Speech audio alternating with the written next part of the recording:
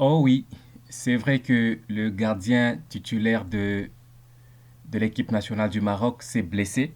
Et il s'est blessé lors de la rencontre Séville-Real Sociedad. Séville jouait en déplacement chez Real Sociedad. Ça sera bel et bien euh, notre sujet du jour. Mais bien avant que je ne continue avec le sujet, je vais ouvrir une petite parenthèse pour vous dire que cette chaîne, comme vous la voyez, c'est RDC Ma Nation.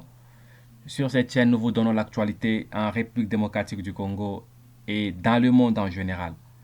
Et si vous êtes nouveau, nous vous demanderons de bien vouloir vous abonner et aussi de cliquer la cloche de notification afin de ne pas louper nos prochaines publications. Et bien avant aussi de continuer avec le sujet du gardien marocain, je voulais aussi toucher quelques points. Ça a été vraiment magnifique. Ce qui est sûr, c'est que la réaction de Paul José Mpoku après sa convocation en équipe nationale. Et vous n'êtes sans doute ignoré que ça fait longtemps que José Mpoku n'a pas été convoqué depuis le départ de Florent Ibenge. Et on peut même dire que toute la saison, disons, la partie éliminatoire de la Coupe du Monde, José Mpoku n'a presque pas joué. On sait très bien que c'est un expert en coup de pied arrêté. C'est ce que nous appelons abusivement le coup franc.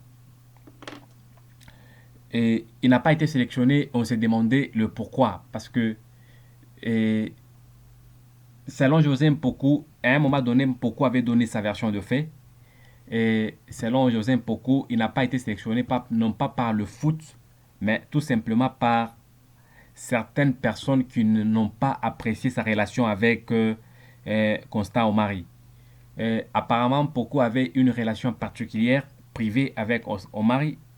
Et Mpoku a aidé aussi Omari à professionnaliser l'équipe nationale du côté staff technique. Par rapport au docteur, par rapport au kinésithérapeute, celui qui est chargé du kiné des joueurs et aussi certains médecins. Pourquoi a été d'une grande importance dans cette recherche des professionnels dans ces domaines-là. Et juste après le départ d'Omar et de Ibenge, et beaucoup s'est retrouvé en conflit avec certaines personnes et à cause de ça, il n'a pas été sélectionné. Ça, c'est selon ce qu'Impoku avait dit, avait tweeté l'autre fois. Et selon lui, il disait même que dans ce même tweet, il avait dit il y a deux endroits dans le monde où je donnerai ma vie, le Congo et le Standard de Liège. Et donc, Mpoko prend le Congo à cœur, le Standard de Liège, le club qu'il a formé, il prend à cœur, et il est prêt à mourir pour les deux endroits-là. Et il ne comprenait même pas pourquoi est-ce qu'il n'était pas sélectionné, pourtant il était en super forme à l'époque au Standard. Et avant qu'il ne quitte le Standard de Liège, c'est vrai, aujourd'hui il n'est plus au Standard. Il joue aujourd'hui en Turquie, si j'ai une bonne mémoire, il joue en Turquie. Et après sa convocation, aujourd'hui la RDC a besoin de tous ses meilleurs joueurs, tous les joueurs au meilleur niveau d'eux.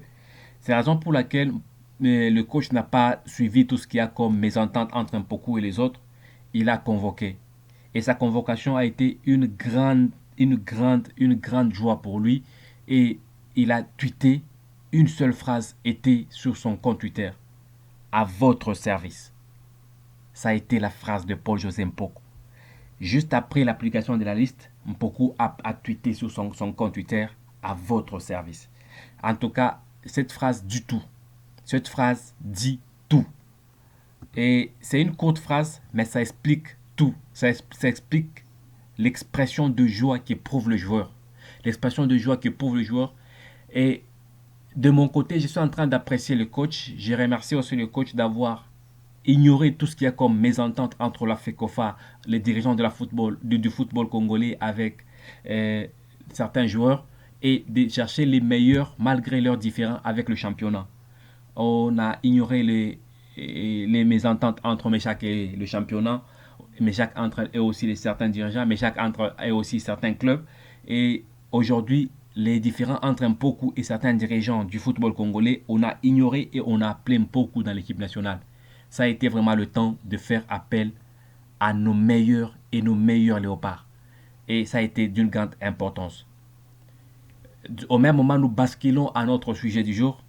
C'est la blessure du gardien marocain, le gardien titulaire marocain, qui s'est blessé lors de la rencontre dernière avec le Real Sociedad. C'est un gardien qui joue à Séville, c'est le gardien titulaire de Séville. Il devait jouer avec le Real Sociedad.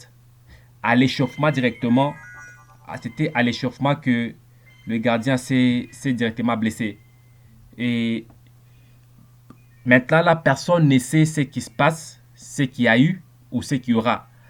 Et jusqu'à aujourd'hui, on n'a pas encore les détails sur la blessure du gardien. On ne sait pas si c'est la technique ou on ne sait pas si c'est la technique que l'équipe nationale du Maroc a opté pour essayer un peu de contrer notre équipe nationale, pour essayer un peu de faire en sorte que notre coach se concentre sur le gardien. L'autre gardien, pendant que celui-ci, c'est lui qui va vraiment jouer. On ignore encore, on attend encore dans les heures qui suivent, dans les jours qui viennent, dans 48 heures, on aura les détails sur ces gardiens-là. Mais ce qui est sûr, c'est que si le gardien est réellement blessé, même s'il venait jouer, il ne sera pas aux meilleures formes de lui. C'est un avantage pour les Léopards. Ce qui est sûr, il faudra dire que les Léopards se retrouvent dans leur période où ils doivent aller en Coupe du Monde, ce qui est sûr. Pourquoi je dis ça? Parce que vous allez vous rendre compte que même la plupart de joueurs titulaires du Maroc n'ont pas répondu présent à la sélection. C'est ce chose qui prouve que la RDC a toutes ses chances de se qualifier. Et si aujourd'hui c'est les gardiens qui se blessent, c'est que le Maroc ne sera pas aux meilleures formes d'elle. L'équipe marocaine ne sera pas aux meilleures formes d'elle. Et les joueurs marocains ne seront pas moralement fermes parce que certains cadres auront manqué à l'appel. Et pour vous dire vrai, nous sommes très contents de cette nouvelle. C'est une nouvelle qui réjouit les Léopards, ce qui est sûr. Si le gardien titulaire n'est pas là, la plupart des joueurs patrons et titulaires de poste ne seront pas disponibles. Par conséquent, les Léopards auront un avantage capital sur les Aigles d'Atlas. Ça sera vraiment quelque chose de trop important pour l'équipe nationale de la RDC. Et ce qui est sûr, c'est que nous gardons encore espoir et nous sommes encore attentifs à l'arrivée des binationaux qui doivent commencer à arriver d'ici 48 heures. Ce qui est sûr, c'est que le plus grand lot va devoir arriver à Kinshasa au plus tard mercredi. Il y aura déjà une bonne partie de joueurs qui vont être présents.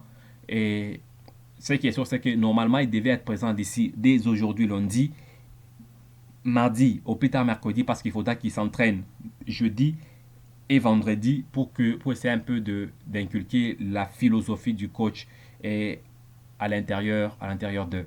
Et ce qui est sûr, c'est que nous sommes confiants. Le coach sait ce qu'il fait. Il a été aux meilleures formes de lui. Il a fait sa stratégie. J'ai expliqué la stratégie dans des vidéos passées. Et aujourd'hui, il ne reste que la vérité qui va se jouer le 25, ce vendredi, disons, le 25. Donc, ce qui est sûr, c'est que tous les joueurs doivent être présents au plus tard mercredi pour que le vendredi, l'équipe soit au complet, en super forme pour recevoir les Aigles d'Atlas. Et si vous avez suivi la vidéo, nous vous remercions d'avoir été présents. Ceux qui sont nouveaux, ceux qui nous ont suivis pour la première fois, nous faisons les analyses sur l'actualité du jour. Nous vous demanderons de bien vouloir partager, liker la vidéo et aussi vous abonner si vous ne l'êtes pas encore. Merci et à la prochaine.